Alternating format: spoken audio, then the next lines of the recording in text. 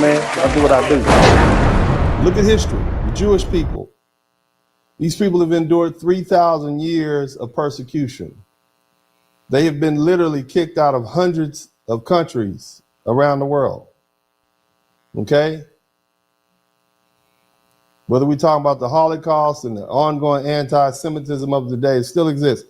Yet collectively, these people are 1.2% of the world population, but they built institutions, banks, businesses, law firms, universities, media organizations. And they used those to protect their interests. They didn't beg for sympathy, they built power. They made themselves indispensable to the function of society. The Irish once were treated like animals in the 1800s. People literally hung up signs that said, "No Irish need apply." But eventually they took over city politics. They became the police chiefs, the mayors, the city fire captains, the judges in cities like Boston, New York, and Chicago. They learned how to control the machinery of power, and that's how they stopped being targets. The Italians, these people were once lynched, just like we were, killed like common criminals and treated like degenerates, and they turned their pain into influence. And by the mid-20th century, Italian Americans had built thriving communities. They built churches, unions, and businesses.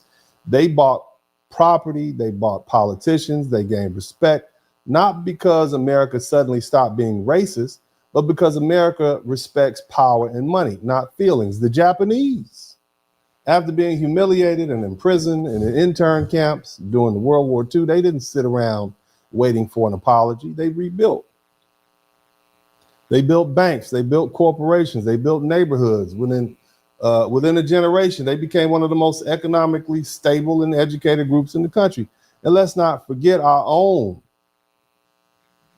ancestors.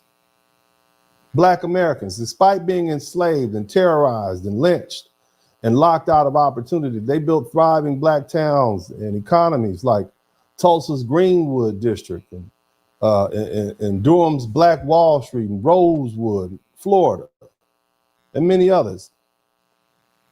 Every time we built wealth, it was destroyed, but it proved the point. Economic independence is the only real insulation from racism. So, like most people who are successful, we've learned to use our money and our influence to insulate ourselves from the harshest aspects of racism. What do I mean by that? I mean, we contribute to the campaigns of district attorneys and judges and local politicians so that they know our names when we call. And whether we're talking about a traffic ticket or an indictment, right? Or whether we're talking, those things tend to go far better when you have friends in high places. That's the game.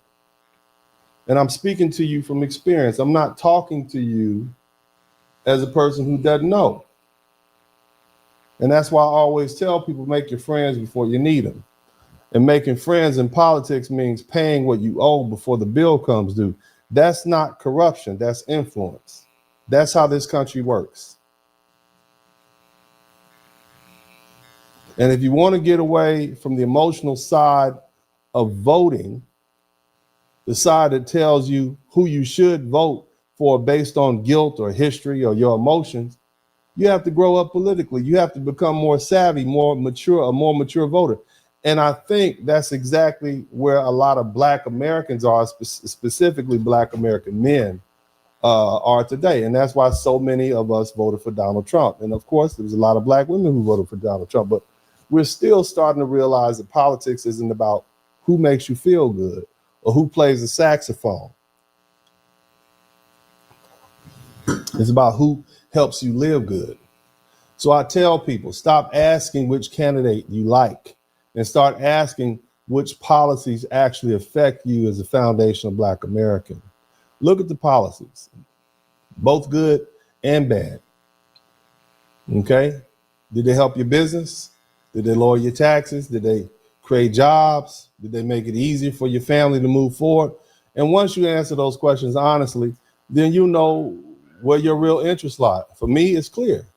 On a national level, I'm voting Republican president, Republican Senate, Republican House of Representatives, because my financial interests and the interests that determine whether I thrive or struggle are associated there. On a local level, it's a different subject. I'm probably going to vote for Democratic judges, Democratic district attorneys, because I want people in those roles who understand our communities. But when it comes to executive branch, like mayors and governors, I think I'm probably going to end up voting Republican because I like the way Republicans run their cities. I like the way they run their states. They focus on order and accountability and results. That's balance. That's what political maturity looks like. Voting your interests, not your emotion. Again, I'm not telling anybody how to vote. I'm telling you to vote your interests. And once Black Americans start doing that consistently, this entire political system will have to start taking us seriously, because at that point, they'll know we're not just a loyal base, we're a power base. Now, let me say this. I want to be honest. There's a lot of people, many of you all who are listening to this right now, okay? Some of you all voted for Donald Trump not because they understood his policies, not because they were thinking about business, family, or freedom, but because they were chasing white approval. They thought, if I side with these folk, if I wave the flag, if I talk down to my own Black community, maybe they'll accept me. And I've got to say this because it's true across the board. It's not just the Black community. There are Latinos for Trump, immigrants for Trump, minorities for Trump, who voted against their own economic and political interests just because they wanted a pat on the back or an attaboy from white folks. They thought by aligning themselves with whiteness, that would give them access, that somehow, if they stood close enough to white folks and could rub,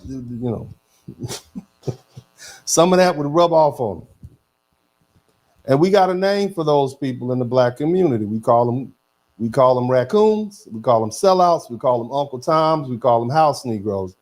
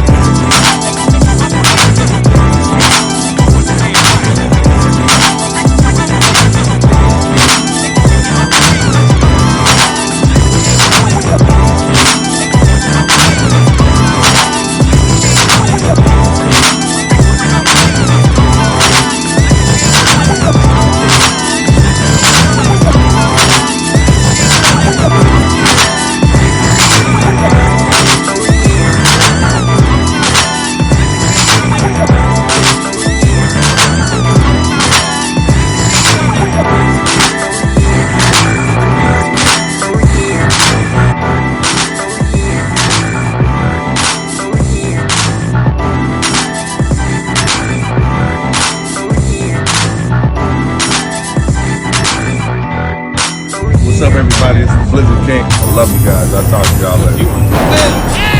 Damn, look who done come up in here. Hey, it's Kunta Kinte and Ebola. Famine and Blood Diamond. What's up, buddy? What's up? Welcome. Love you guys. I'll talk to y'all later. Damn, look who done come up in here. Hey, it's Kunta Kinte and Ebola. Famine and Blood Diamond. What's up? Welcome. Take a seat. Don't be a shadow watcher every day. You learn something, then you earn something. Let them know and drop some money in the plate. It's getting cold, ladies. You tune in to Uncle Blizzard King. Black man talk, zip your jacket, take a seat. Keep quiet, shadow watcher every day. Turn Spurling, this ain't Spurling.